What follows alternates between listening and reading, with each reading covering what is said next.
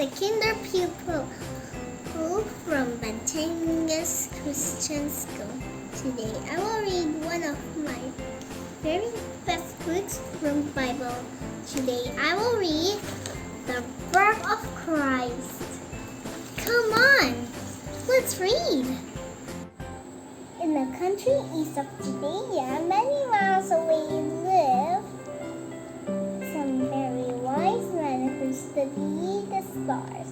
One night they saw a strange star shining in the sky.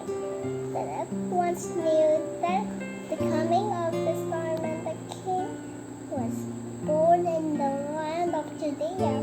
These men felt a call of God to go to Judea to see this newborn king. And so the three wise men made a long journey with camels and horses to the land of Judea. They reached just at the time when Jesus was born in Bethlehem.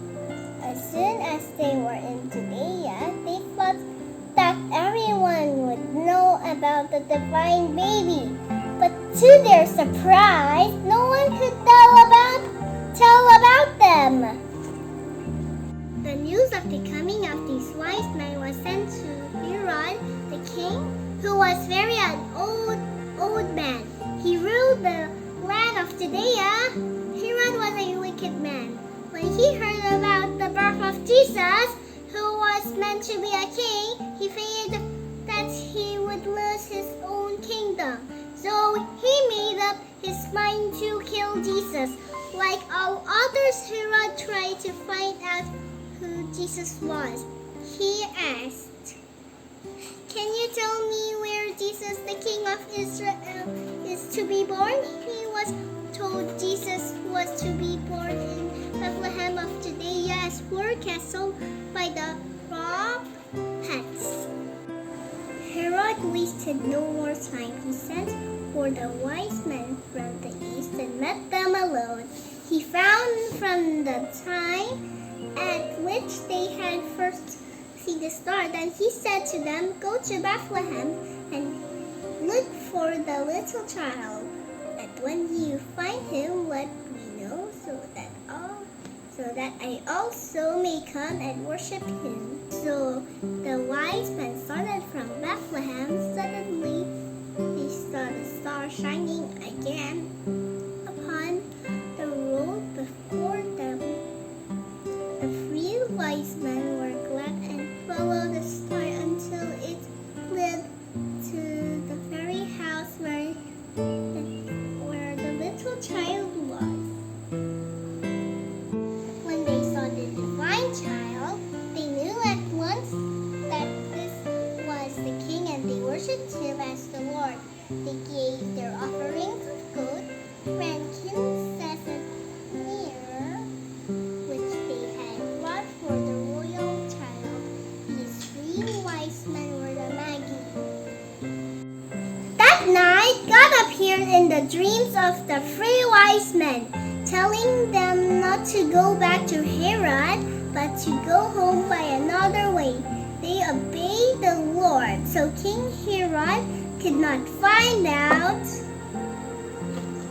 who the divine child was. Meanwhile, Joseph too had a dream in which God told him to make his son and his wife to Egypt, as the King Herod would try to kill the child.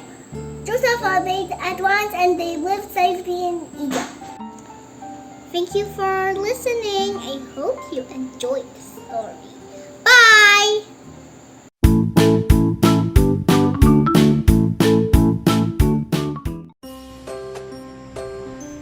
Proverbs 3:5-6.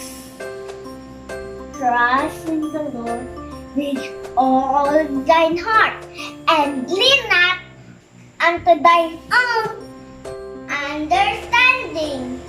In all thy ways acknowledge him,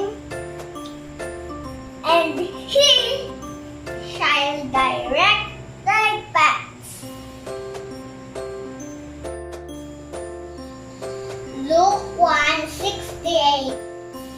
Blessed be the Lord God of Israel, for he has visited and redeemed his people.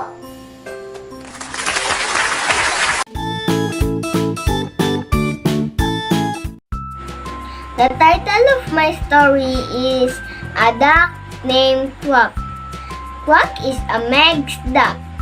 Meg has a tub for Quack to swim in, but Quack likes to go to the pond for a good swim. It is a fine day, so Meg will take her to the pond. God gave ducks webbed feet that help them swim. The big white duck quack as she dips and dives in the pond. Quack eats bugs and seeds. Now and then, she gets a fish as she swims in the pond. One day, Quack made a nest in the grass by the pond. She laid 9 eggs in the nest, 1 egg a day for 9 days. Quack sat on the eggs for 3 weeks. Then came a tap, tap, tap, and out of the eggs came 9 wet ducklings. Now Meg has 10 ducks to take for a swim.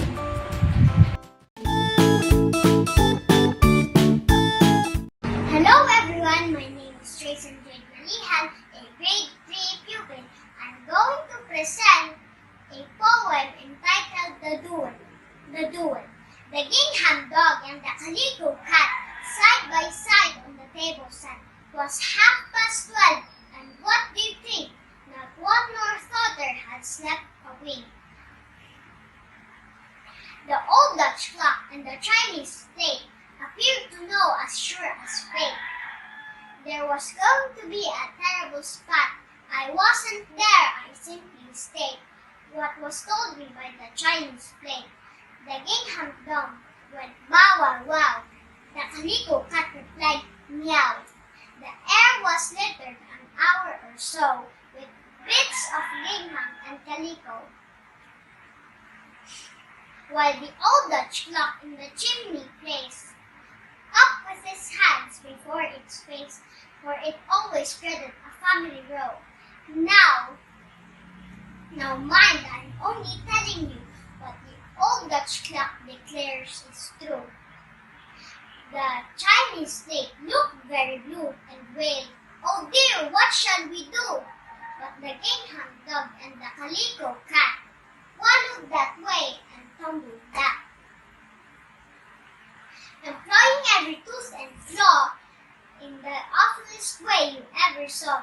And oh, the gingham and the calico flew. Don't fancy I exaggerate. I got my news from the Chinese plate. Next morning, where the two had sat, they found no trace of dog or cat. And some folks think unto this day that the burglar stole the pair away. But the truth about the cat and pup is this: they ate each other up. Now what do you really think of that? The old Dutch clock told me so, and that is how I came to know.